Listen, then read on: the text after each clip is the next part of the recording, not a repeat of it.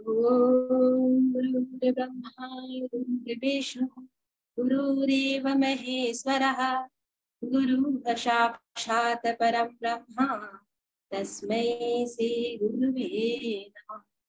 तस्मै श्री गुरुवे गुरुदेव की जय। प्रवंदनीय माता जी की जय। बहनों, हमने अभी बहुत सारे देखे एक महिला मंडल के माध्यम से हम क्या क्या कार्य कर सकते हैं। तो बहनों, हमारे जो महिला मंडल होते हैं उसमें कई बहनें कम पढ़ी लिखी होती हैं, कई शिक्षित होती हैं, कई हाई क्वालिफिकेशन के होते हैं, अलग अलग स्तर के होते हैं। तो जो हमारी बहनें पढ़ी लिखी हैं उनके लिए जबरदस्त कार्य है हमारे गुरुदेव की योजनाओं में, वह है शिक्षा आंदोलन। अब बहुत ही बेहतरीन है कह सकते हैं। बहनों, आप सब जानते हैं कि हमारे गुरुदेव जो परम पूज्य गुरुदेव ने बाल संस्कार शाला का प्रतिपादित किया था। किस लिए किया था? एक सुगढ़ राष्ट्र गढ़ने के लिए, एक सुसंस्कृत नागरिक गढ़ने के लिए उन्होंने संकल्पना की थी बाल संस्कार शाला का। और उन्होंने कहा भी था कि आप लोग जाएं, गलियों में जाएं, मोहल्लों में जाएं, छोटे छोटे बच्चों नवनिहाल जो होते हैं उनको लाइए, उनके साथ अच्छी अच्छी बातें कीजिए, स्थूल रूप से उनके साथ काम कीजिए, जो सूक्ष्म परिवर्तन करना है वो हम करेंगे। इस तरह से बात गुरुदेव हमको आश्वासन देते हुए कहा। साथ ही साथ हम ये मानते भी हैं, लिखा भी है, बाल संस्कार शाला की जो मार्गदर्शिका है उसमें लिखा भी है कि समस्त क्रांति का आधार बाल संस्कार, बाल संस्कार। तो बहनों, आज हम जानने का प्रयास ये करते हैं कि बाल संस्कार शाला की आवश्यकता क्यों है इतनी। इस पर थोड़ा सा हम ध्यान थोड़ा देते हैं, क्यों बाल संस्कार शाला इतनी ज्यादा जरूरत है। परम पूज्य गुरुदेव ने क्यों हम लोगों को इस तरह से प्रेशराइज किया है या फोर्स किया है कि जाओ बाल संस्कार शाला चलाओ करके। तो इस पर हम ये बोल सकते हैं बहनों कि प्राचीन काल और आज वर्तमान युग है, दोनों में हम थोड़ा सा तुलना करके देखते हैं। प्राचीन समय में हम देखते थे कि गुरुकुल होता था। गुरुकुल जहां पर अगर बच्चे को 6 साल कह सकते हैं, 6 वर्ष की आयु में उनको भेज दिया जाता था और 14 वर्ष की आयु में वो वापस आते थे। इन 8 वर्षों में समस्त शस्त्र का ज्ञान, शास्त्र का ज्ञान, व्यवहारिक जो शिक्षाएं होती थी, चाहे गीत संगीत की हो, घर गृहस्थी की हो, या युद्ध चालन की हो, साफ सफाई की हो, चाहे दवाई औषधि की हो, समस्त जो जीवन की शिक्षाएं वो गुरुकुल में ही संपादित हो जाता था और बच्चा परिपूर्ण होकर वापस आता। वह था गुरुकुल। आज इस तरह से गुरुकुल हमें दिखाई नहीं देता। अगर गुरुकुल है भी है तो वो उसका कोई क्षेत्र भी बहुत सीमित है, जहाँ बच्चों के कुछ ही क्षेत्र पे कार्य किया जाता है। लेकिन प्राचीन का जो था वो बहुत उच्चतम था। तो आज बहनों, फिर से पुनः उसी गुरुकुल प्रथा को जीवित रखने के लिए ये बाल संस्कार शाला बहुत ही श्रेष्ठ शिरस्कर है। इसी के माध्यम से हम नन्हे मुन्ने जो नवनिहाल है उसको प्रयोग के माध्यम से, कई विद्याओं के माध्यम से, कहानियों के माध्यम से, योग के माध्यम से उसके समुचित विकास, उसमें संस्कार हम लोग आरोपित कर सकते हैं। इसलिए बाल संस्कार शाला आज बहुत अति आवश्यक है।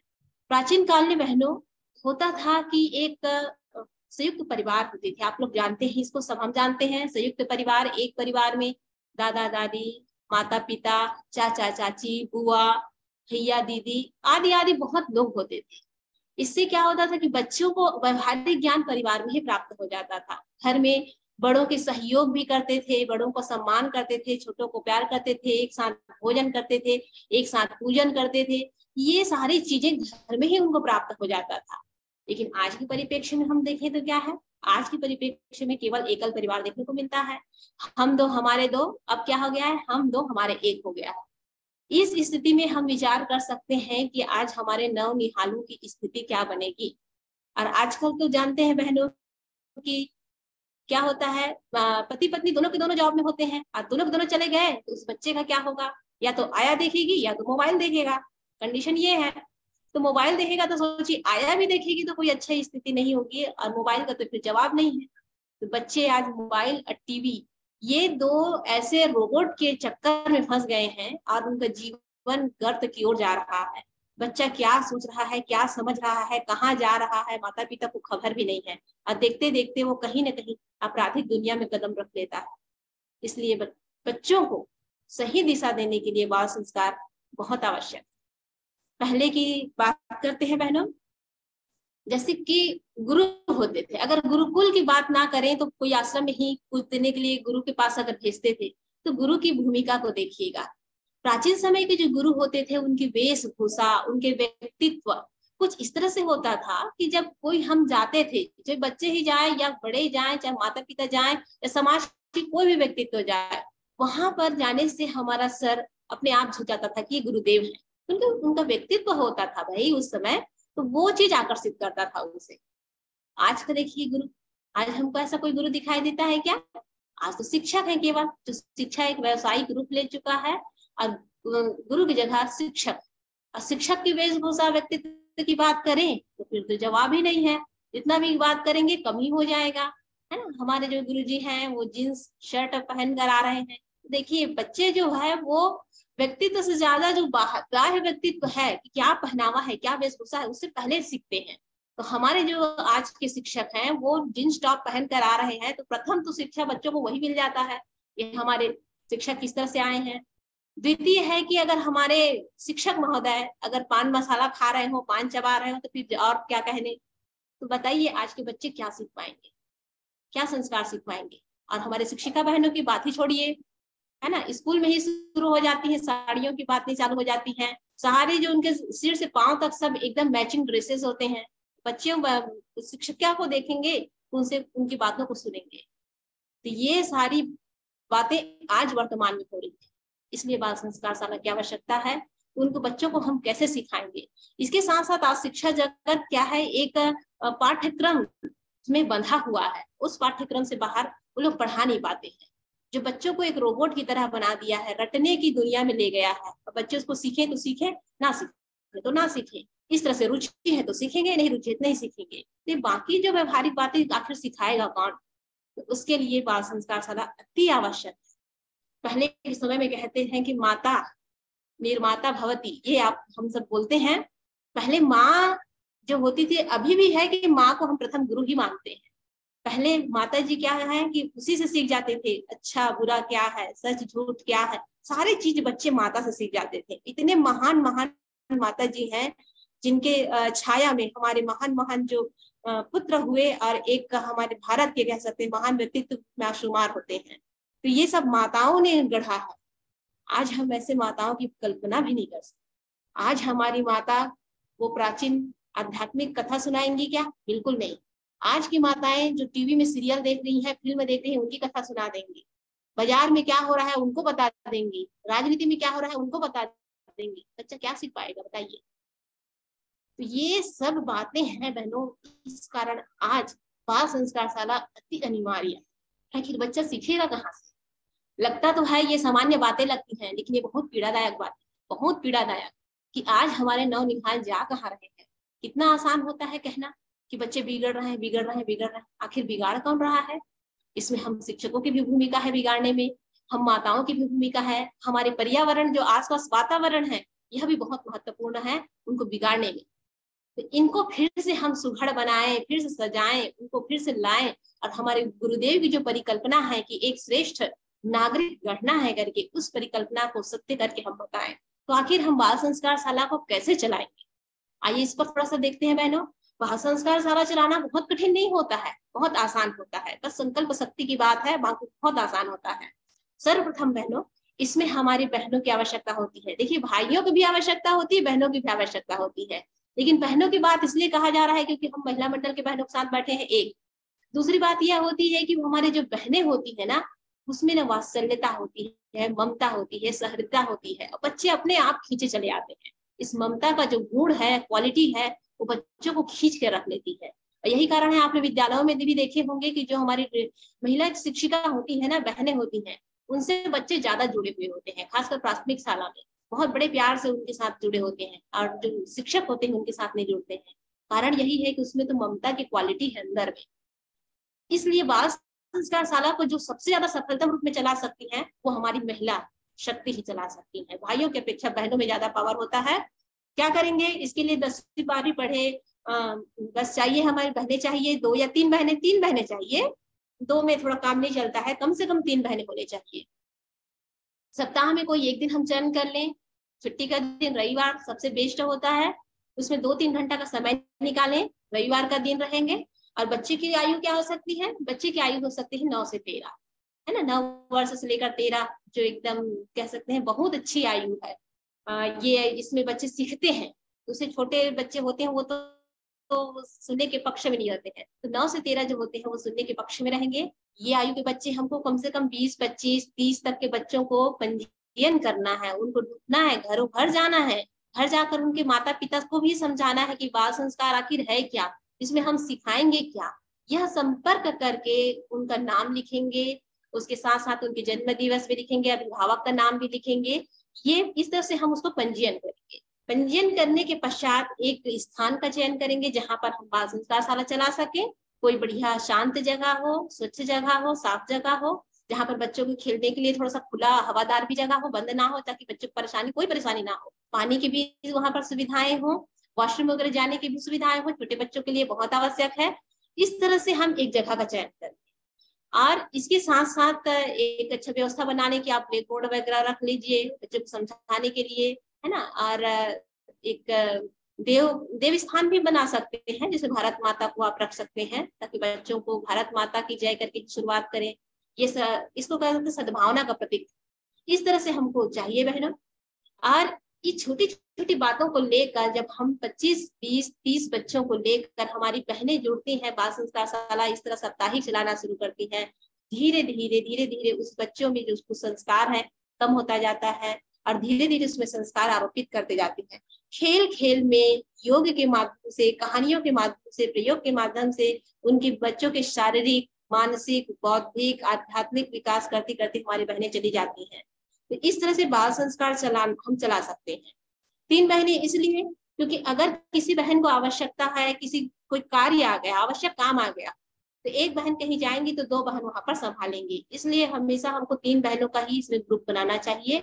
ये अति अनिवार्य है, क्योंकि कभी न कभी किसी न किसी को कोई कार्य आता है। अगर 2 ही बहनें हैं और एक बहन को कोई कार्य आ गया, वो चली गई, तो एक बहन को थोड़ा संभालने में थोड़ा मुश्किल होता है, क्योंकि नौनिहाल जो होते हैं ना, वो चंचल होते हैं, उनको संभालने के लिए कम से कम 2 बहनों की आवश्यकता होती है। क्योंकि कालखंड भी इस तरह से डिवाइडेड है, बटा हुआ है, कि 2 बहन की आवश्यकता होती है। तो बहनों हमेशा कोशिश करें कि हम 3 बहन इस ग्रुप में रहें। इस प्रकार हम बाल संस्कार शाला बड़ी आसानी से चला सकते हैं। दूसरी विधि है बहनों, बाल संस्कार शाला चलाने की दूसरी विधि यह हो सकता है कि विद्यालयों में हम जा सकते हैं। विद्यालय की जो शिक्षिका बहनें हैं, यहाँ पर हमारी बहुत सारी शिक्षिका बहनें बैठे हैं, तो शिक्षिका बहनें ये जान ले कि हाँ हमें हमारे विद्यालय में ही चलाना है, तो वो शनिवार का दिन चयन कर सकती हैं। और हमारे जो मार्गदर्शिका है बाल संस्कार शाला की, वो उसके माध्यम से प्रति शनिवार को अपने विद्यालय में बाल संस्कार शाला को संचालित कर सकती है। ये द्वितीय है। अगर इसके तीसरी पद्धति की बात करें तो यह भी हो सकता है कि उस क्षेत्र में जो बढ़िया पद में कह सकते हैं या चमकदार चेहरे हैं, कोई ऐसे महिलाएं बहनें हैं जो जिसके समाज में ख्याति प्राप्त है या लोग सुनते हैं उनकी बातों को, उनको भी हम पकड़ सकते हैं, उनसे निवेदन कर सकते हैं कि दीदी चलिए ना, सारे स्कूलों में चलते हैं, विद्यालयों में चलते हैं और वहाँ के टीचर से बात करते हैं कि वहाँ बाल संस्कार शाला चलाए करके। तो इस तरह से उनसे निवेदन करके हम पूरे उस क्षेत्र के समस्त स्कूलों में हम ये संचालित कर सकते हैं शनिवार के दिन। यह भी बहुत अच्छा माध्यम है। इसके साथ साथ यह भी कह सकते हैं कि आप एक मास्टर ट्रेनर भी बन सकते हैं, एमटी बन सकते हैं। और बहुत सारे भाई, जो युवा वर्ग के जो भाई बहन हैं, हो सकता है, और इसके साथ साथ और भी जो गृहिणी है, उनको इकट्ठा करके उनको आप प्रशिक्षित कर सकते हैं कि एक बाल संस्कार शाला कैसे चला सकते हैं। तो आचार्य प्रशिक्षण की भी आप व्यवस्था कर सकते हैं। तो इस प्रकार से बाल संस्कार चलाने के लिए आप इस चारों में से कोई भी पद्धति अपने सुविधा अनुसार आप चला सकते हैं, कर सकते हैं। और इतना कार्य करते हैं मतलब आप बहुत बड़े गुरु की सेवा कर रहे हैं। तो बहनों जरूर आप चारों में से कोई भी पद्धति में अपनी उपस्थिति दर्ज कराइए और अपने आप को दक्ष करिए उसमें। ये बहुत आप सबसे निवेदन है। साथ ही साथ बहनों इसके बाद हम चलते हैं किशोर संस्कार शाला में। अब चलिए 9 से 13 तो हो गए हमारे नवनिहाल। अब 13 वर्ष के बाद 14 साल हो गया हमारे बच्चों को, तो क्या करेंगे, छोड़ देंगे। 14 वर्ष के बच्चे आप जानते हैं किशोर वय में जाते हैं, तो बच्चों में बहुत सारे जो है मानसिक परिवर्तन कह सकते हैं, भावनात्मक परिवर्तन, शारीरिक परिवर्तन, ये सारी चीज होते हैं। और वो चीज कहीं ना कहीं उनको डिप्रेशन की ओर ले जाता है और हमारे बच्चे को मतलब ये कह सकते हैं कि कर्तव्य विमूढ़ की स्थिति उसमें उत्पन्न हो जाती है। क्या करे क्या ना करे, दोस्त अच्छे लगते हैं, माता पिता अच्छे नहीं लगते हैं। भले ही बाल संस्कार शाला से आए रहते हैं बच्चे, लेकिन जब उनको गलत संगति में पड़ जाते हैं तो वो सारा चीज धरा का धरा रह जाता है और हमारे बच्चे बिगड़ते चले जाते हैं। तो ऐसे बच्चों को अगर ना संभाले तो हमारा जो बाल संस्कार शाला चलाने का मतलब ही नहीं रहता, तो सारा का सारा व्यर्थ हो जाता है। तो हमें बहनों किशोर संस्कार शाला चलाना अति अनिवार्य है, अति अनिवार्य है। ऐसे बच्चों को हमको इकट्ठा करना है, उसको भी चलाने की पद्धति यही है। ये चारों पद्धति हमने जो बताया है यही पद्धति है कि पहले हम उनको इकट्ठा करके रविवार के दिन कोई स्थान पे ले सकते हैं और उनको बिठाकर हम ये संस्कार शाला चला सकते हैं। उसकी भी मार्गदर्शिका है बहनों, मार्गदर्शिका है किशोर संस्कार शाला कैसे चलाएं, वो थोड़ा किशोर वय के अनुसार लिखा गया है, थोड़ा ज्यादा गुण है, उस पर हम काम कर सकते हैं। लेकिन मैं ये बात जरूर बताना चाहूंगी कि किशोर बच्चों को पकड़ना थोड़ा मुश्किल होता है। छोटे बच्चे आ जाते हैं खेल खेल के, लेकिन बड़ों बच्चों को आप नहीं पकड़ सकते, उनको कुछ लालच देना पड़ेगा। अब लालच क्या है, उनको थोड़ा रचनात्मक कार्य में लगाइए, बड़ा मजा आता है उनको, रचनात्मक कार्य में लगाइए, पौधे रोपण करवाइए, व्यसन मुक्ति के लिए नारा लगवाइए, साफ सफाई करवाइए, चलिए थोड़ा सा यहाँ गली में जाते हैं, ये काम करते हैं, ये काम करवाइए, और साथ ही साथ किशोर संस्कार शाला के लिए उनको प्रेरित करिए। अगर किसी विषय में बच्चे कमजोर हैं तो इस विषय का 5-10 मिनट, कम से कम आधा घंटा का ट्रेनिंग दे दीजिए। इससे किशोर वय के बच्चे बढ़िया से आपके सानिध्य में आएंगे, उनको अच्छा लगता है। बुद्धि बढ़ाने के वैज्ञानिक तरीके बता दीजिए, तो इस तरह से बच्चे जो है आपसे बंध जाएंगे और फिर आसानी से आप किशोर संस्कार शाला संचालित कर सकते हैं। और विद्यालय में भी जाकर ये उनके शिक्षकों से बात करके भी आप 1 घंटा ले सकते हैं, ये कार्य किया जा सकता है। आजकल अभी आप देख रहे हैं बहनों, जब से नई शिक्षा नीति जो घोषित हुआ है, उसमें शनिवार के दिन को एक बस्ता विहीन कह सकते हैं बैगलेस डे घोषित कर दिया गया है। यह भी हमारे लिए कितना प्रॉफिटेबल है, कितना लाभदायक है ना। हम आसानी से स्कूलों में जा सकते हैं। वैसे शिक्षक शिक्षिकाओं से हम बात कर सकते हैं, जितने हमारे गायत्री मिशन के जितने शिक्षक साथी हैं, शिक्षिका बहने हैं, वो तो कर ही रहे हैं काम। तो इसके साथ साथ जो नहीं है, जिन विद्यालय में हमारे गायत्री मिशन की कोई भाई बहन नहीं है, वहां भी हम जाकर इसको चर्चा कर सकते हैं कि कम से कम 1 घंटा संस्कार परक बातें जरूर होनी चाहिए, क्योंकि आज सबसे ज्यादा आवश्यकता है तो वो संस्कार की है।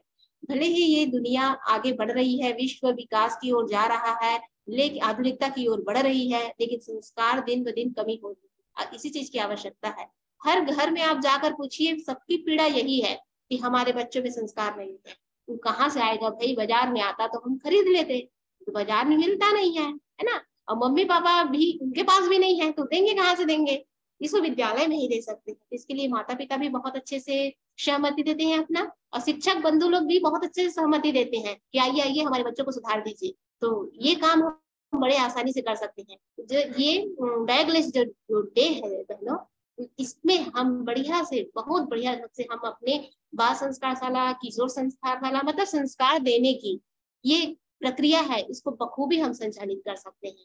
ये तो हमारी बहनें अच्छे से कर पाएंगी, आप लोग सब कर पाएंगी, इतना उम्मीद है बहनों। और संकल्प शक्ति भी आप लोगों में बहुत है, गुरु के प्रति पीड़ा भी है, और गायत्री परिवार को लेकर, युग निर्माण को लेकर आप में जो मन में जो संकल्प की भावना है, वो जरूर ये काम आप लोग को कराएंगी। आइए इसी संदर्भ में हमारे युवा शिविर, कन्या शिविर के बारे में भी बात करती हूँ। ये हमारे शिक्षक, जितने भी हमारे शिक्षित वर्ग की बहनें हैं, बहुत अच्छे से संपादित और संचालित कर सकती हैं। युवा शिविर उन बच्चों के लिए होता है जो किशोर से ऊपर कह सकते हैं। बाल संस्कार शाला हो गया, किशोर संस्कार शाला हो गया, अब उससे हमारे बच्चे अब युवा वर्ग में 18 वर्ष आ गए, 18, 19, 20 ऐसे आ गए, तो इन बच्चों को भी संभालने की आवश्यकता होती है। तो ऐसे बच्चों को कैसे हम ठीक करेंगे, उनके आयु के अनुसार इसमें सिलेबस है। युवा शिविर के अंतर्गत जो पुस्तकें हैं, कन्या कौशल की पुस्तकें हैं, तो ये सारी पुस्तकें हैं। तो इसमें हमारे बच्चों के लिए बहुत सारे हैं, किशोर संस्कार शाला की पुस्तकें हैं, ये है, और साथ ही साथ बहनों हमारे पास युवा शिविर और कन्या कौशल की है। ये हमारे पास मार्गदर्शिका है जो हमारे आदर्श है। ये हमारे युवा भाई बहनों के लिए है। युवा भाई बहनों को देखकर ही सिलेबस को तैयार किया गया है कि कैसे उन्हें हम बांधेंगे, कह लीजिए, उनके मानसिक रूप से बांधेंगे, आध्यात्मिक रूप से बांधेंगे, शारीरिक रूप से जो इधर उधर उनका मन भाग रहा है ना, कैसे उनको इकट्ठा करेंगे, देश के प्रति कैसे उनमें सेवा की भावना जगाएंगे, ये सारी चीजें इसमें है। तो ये काम हम अच्छा कर सकते हैं बहनों, बढ़िया से कर सकते हैं। शिविर लग सकता है, 1 दिवसीय युवा शिविर भी लगा सकते हैं आप, 3 दिवसीय युवा शिविर लगा सकते हैं, 6 दिवसीय भी युवा शिविर आवासीय लगा सकते हैं। और कन्या शिविर भी इस तरह से 1 दिवसीय कन्या कौशल शिविर, 3 दिवसीय और 5 दिवसीय कन्या कौशल शिविर आवासीय, ये आप लगा सकते हैं। और इसमें जब आवासीय बच्चे जो है जब रहते हैं हम लोग के साथ, दिन रात एक साथ रहते हैं, तो ना केवल आत्मीयता की भावना विकसित होती है, भावनात्मक रूप से जुड़ाव होता है, उनके मानसिक शारीरिक विकास तो होता ही है। तो इस प्रकार से वो हमारे परिवार के रूप में बंध जाते हैं और स्थिति परिस्थिति ऐसे होती है कि 5 और 6 दिन के बाद हमारे बच्चे रोने लगते हैं कि आप ना छोड़ के मत जाइए। तो इस तरह से एक मजबूत परिवार बनाने का ये सबसे बढ़िया साधन है युवा शिविर, कन्या कौशल शिविर। बहनों आप लोग जरूर इसमें अपना समय नियोजन करिए, अपनी प्रतिभाओं का नियोजन अवश्य करिए। ये जो शिक्षा आंदोलन है ये बहुत अति महत्वपूर्ण है। किसी भी राष्ट्र को गढ़ने में सबसे बड़ी जो भूमिका निभाती है वह शिक्षा आंदोलन है। तो इसमें हम जितने भी हमारे पढ़े लिखे बहने हैं, 10वीं भी पढ़े हैं, वो बहन बाल संस्कार शाला बहुत अच्छे चला सकती हैं। उससे जो ज्यादा वेल जो क्वालिफाइड हमारे बहने हैं, अपने क्वालिफिकेशन के आधार पर वे अपना इसको चुनेंगे, विषय को चुनेंगे कि किसको, आंदोलन को चुनेंगे कि हम किसको करेंगे करके। अब बहनों ये बहुत पुण्य का काम है, अगर हम ये करते हैं ये सबसे बड़ी राष्ट्र सेवा है। गुरु सेवा तो है ही, लेकिन राष्ट्र सेवा है। अगर हम राष्ट्र को ऐसा सुसंस्कृत नागरिक देते हैं तो समझ लीजिए इससे बड़ा पुण्य और कुछ हो ही नहीं सकता। तो मैं सभी बहनों से निवेदन करूंगी पुनः हमारे महिला मंडल की बहनों से कि बहनों जरूर अपने प्रतिभा का संवर्धन करिए और अपने प्रतिभाओं का नियोजन करिए और शिक्षा आंदोलन में अपने समय जरूर लगाइए। और इतना कहकर मैं अपने शब्दों को विराम दूंगी बहनों। बहुत बहुत धन्यवाद। ओम शांति शांति।